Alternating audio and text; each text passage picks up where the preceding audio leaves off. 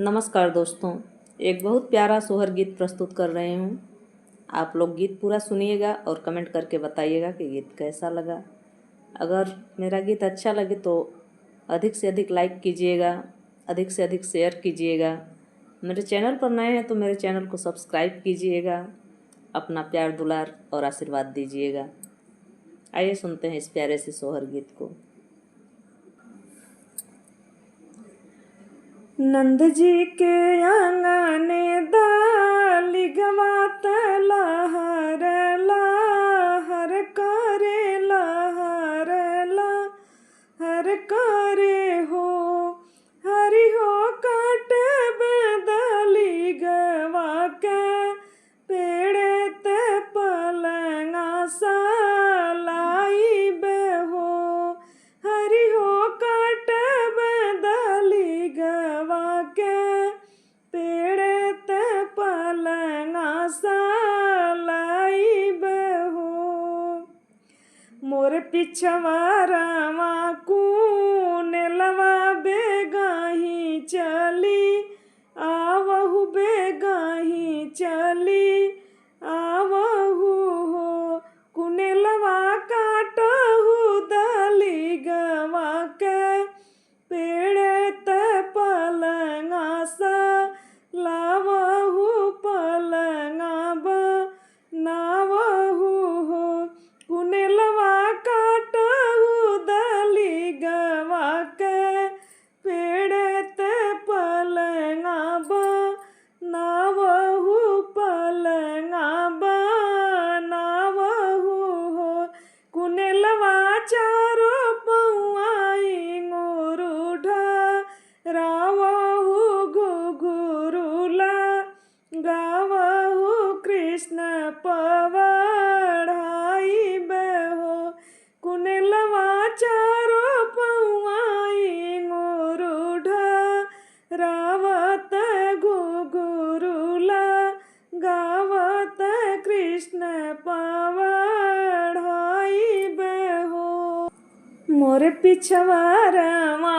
सोनरवा बेगाही चली आवहु बेगाही चली आवहु हो सोनरा चारो पौआ घुघुरुला गावहु कृष्ण पवढ़ाई बे कृष्ण पवढ़ाई बेहो चंदन कपालंगा सालवलो तरे समय भी नवलो तरे समय भी नवलो न हो हरि हो मख मलओन चनला गवलो श्री कृष्ण पवढ़वलो श्री कृष्ण पवढ़वलो न हो हरि हो मख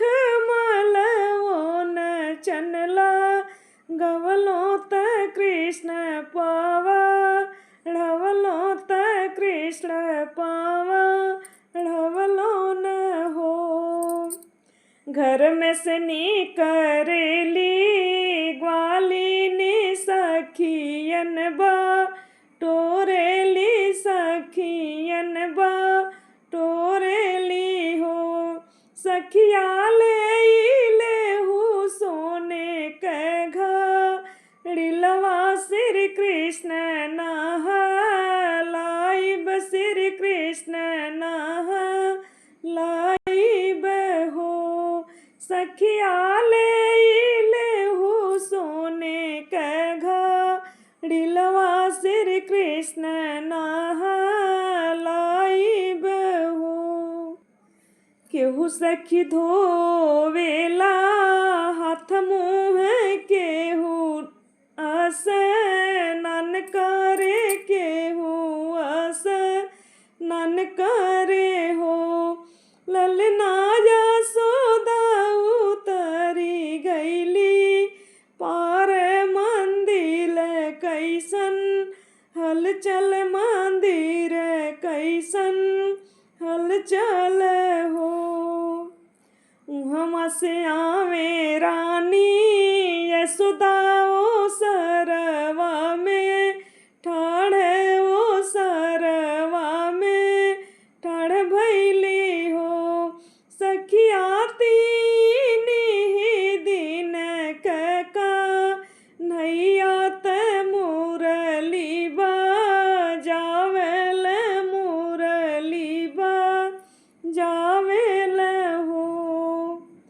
धीरे से मोरे बाबू गावहू, धीरे से जावहू, धीरे से जावहू हो। बाबू सुनीली है मोरे दैया है वार फाटी, मरी है वार फाटी, मरी है न हो। आजू में गाई बयांगनवात बिहने ओ सरवात बिहने ओ सरवान हो। मैया दुआरे पे गाई बेबा जाई बे सब लोग, सुनी है त सब लोग सुनी है न हो। मैया दुआरे पे गाइब जब जाइब त सब लोग, सुनी है त सब लोग सुनी है न हो। गया में सुनी है गाजाधर प्रयाग बेनी, माधव प्रयाग बेनी माधव हो।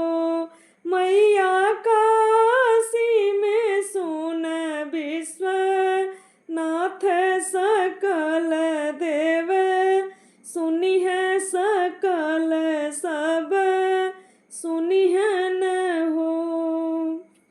गया में